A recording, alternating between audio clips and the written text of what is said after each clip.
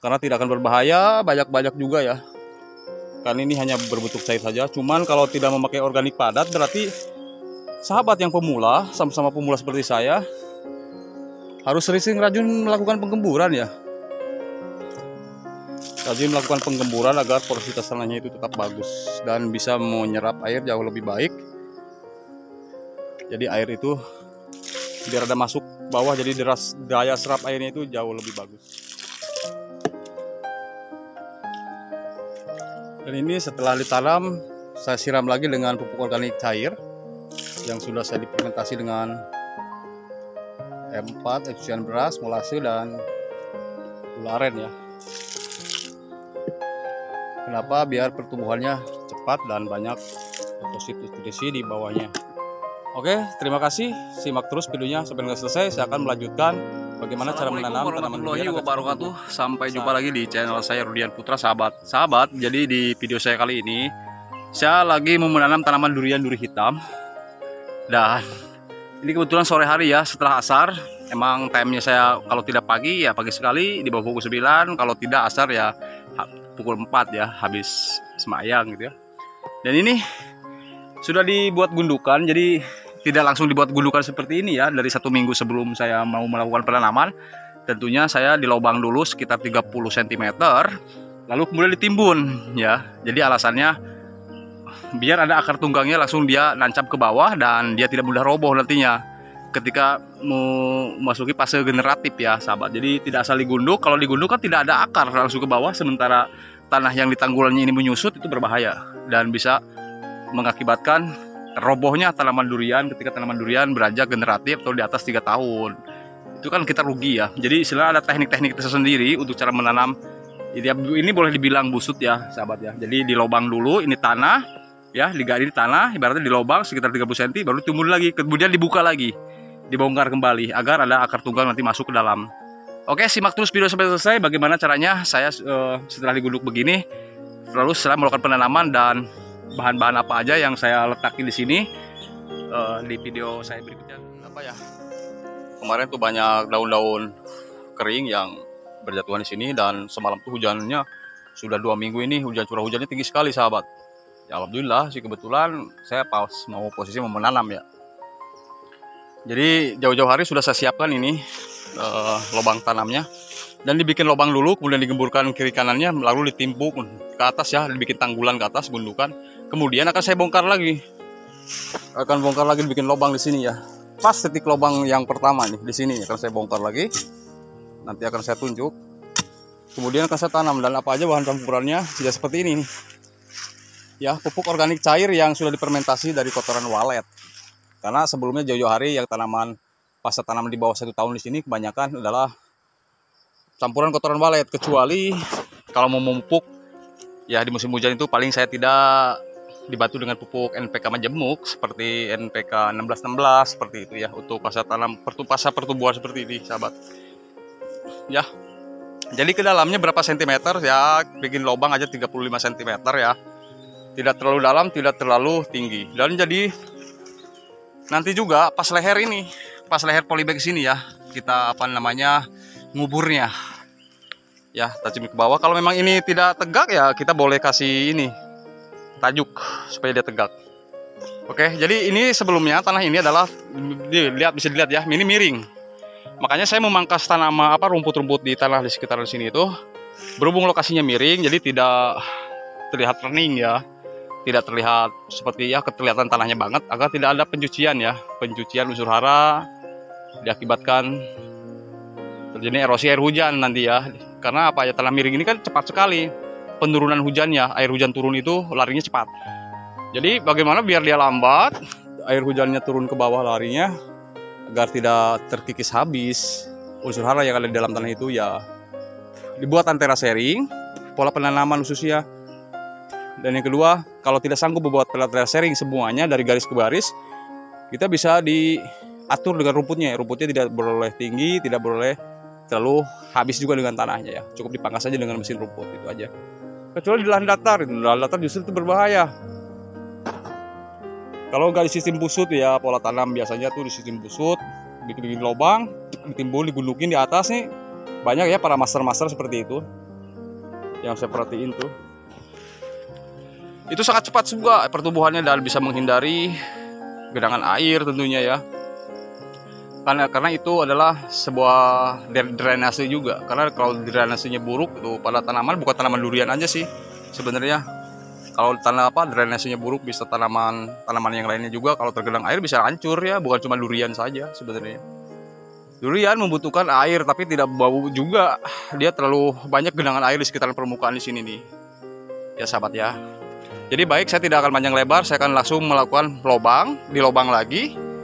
Kalau di lubang lagi ditimbun pakai tangan aja kan sudah mudah ya. Asal dibuat lubang, digundukin lagi, digemburin kiri kanannya. Ya kalau bisa sih ada pupuk organik padat itu jauh lebih baik. Ya kalau belum ada bisa menyusul gitu maksudnya sahabat. Kan cuman kita dibantu deposit nutrisinya dengan ini nih pupuk organik cair dari kotoran walet yang sudah saya fermentasi beberapa bulan yang lalu, mungkin hampir 1 tahun ya, dari musim hujan kemarin ke musim hujan lagi nih malah. Jadi begitu ya. Jadi jauh lebih lama, jauh lebih baik. Ini nih sampah-sampahnya rumput aja saya gundukin di sini nih. Ya biar ada tahanan lah. Jadi tidak terlalu lari cepat ya air hujan itu. Jadi tidak terlalu deras gitu ya. Jadi agak nahan sedikit ya karena terhalang oleh rumput-rumput yang digelatakin begitu saja. Makanya bukan tidak mau saya di herbisida sampai habis, sampai gundul ya lah di sini, karena itulah terjadinya bahayanya erosi air hujan. Nanti dia terkikis habis unsur hara yang ada di dalam tanahnya itu sendiri. Dan nanti kita sendiri yang susah, harus pakai kapur dolomit, harus pakai organik untuk mengganti zat organik yang ada di dalam tanah itu yang hilang terkikis oleh air hujan. Oke, terima kasih, simak terus sampai dengan selesai. Saya akan melanjutkan bikin lubang, tapi maaf saya tidak disimak diliput karena tidak ada kawan kebetulan, dan saya juga tidak bawa tripod. Saya jeda waktu dulu sahabat. Baik, jadi ini plastiknya akan saya buka ya. Plastiknya akan saya buka, cuma hanya mengukur saja pas atau tidak dengan lehernya ya, leher daripada polybag itu sendiri. Maka saya melakukan penimbunan. Oke, simak terus sampai selesai. Nah, jadi seperti itu ya sahabat. Jadi tidak dalam, tidak terlalu dangkal juga. Cuma saya disiram aja dengan pupuk organik cair yang sudah saya fermentasi agar dia ada stok nutrisi di dalamnya ya. Seperti itu aja. Harusnya sih yang bagus itu pupuk organik padat sahabat, biar porositas tanahnya itu jauh lebih baik. Tapi ini tidak apa-apa juga, karena tidak akan berbahaya banyak juga ya. Karena ini hanya berbentuk cair saja. Cuman kalau tidak memakai organik padat, berarti sahabat yang pemula, sama-sama pemula seperti saya, harus sering rajin melakukan penggemburan ya. Rajin melakukan penggemburan agar porositas tanahnya itu tetap bagus dan bisa menyerap air jauh lebih baik.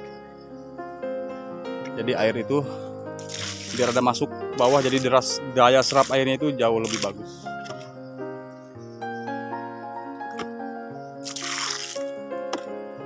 Oke, tidak apa-apa ya, walaupun ada musim hujan kita pakai organik cair juga, karena di polybag itu kan ruang lingkupnya sedikit terkena airnya. Jadi kalau kemarau 2 hari aja kita perlu melakukan penyiraman, apalagi sampai 3 hari 4 hari ya, karena ruang lingkupnya sedikit. Jadi kita jangan sampai telat untuk melakukan penyiraman. Oke, jadi begini sahabat. Jadi enak ya kalau udah di lubang, digundukin, dibuka lagi, kita gak pakai cangkul misalkan ya, cukup dengan tangan aja. Nih jadi saya contohkan seperti ini. Nah, jadi ininya jangan sampai tertutup ya sahabat ya, pas posisi akar serabutnya ini. Maaf, saya tidak maksud menggurui siapapun di sini, kita hanya sharing aja ya sahabat.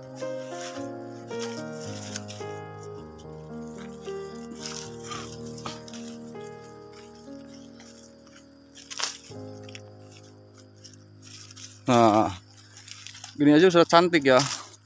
Ranting-ranting ada di sekitaran itu harus kita buang.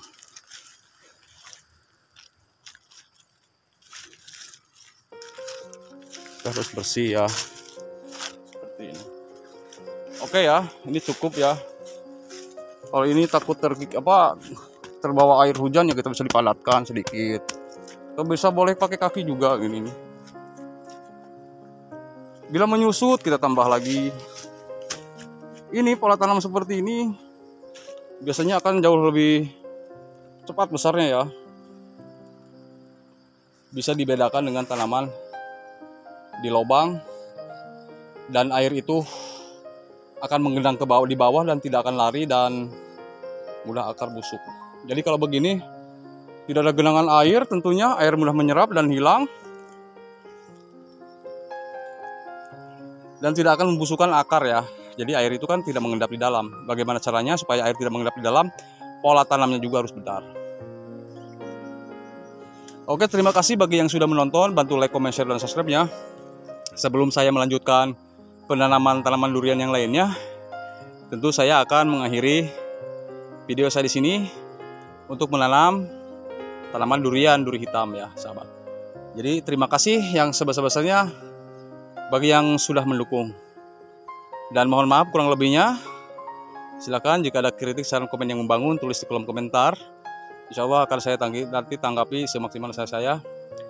Dan tunggu di video saya berikutnya bagaimana yang sudah saya tanam 2 minggu yang lalu, pertumbuhannya, sekaligus saya akan membersihkan dan memberikan suatu nutrisi, baik itu nutrisi organik padat, organik cair maupun NPK majemuk. Tergantung keadaannya, tergantung cuacanya. Kalau cuaca hujan berarti saya akan mengasih pupuk organik, pupuk NPK majemuk. Kalau kemarau, insya Allah saya akan melakukan pemupukan organik padat dan cair. Terima kasih dan akhir kata, assalamualaikum warahmatullahi wabarakatuh.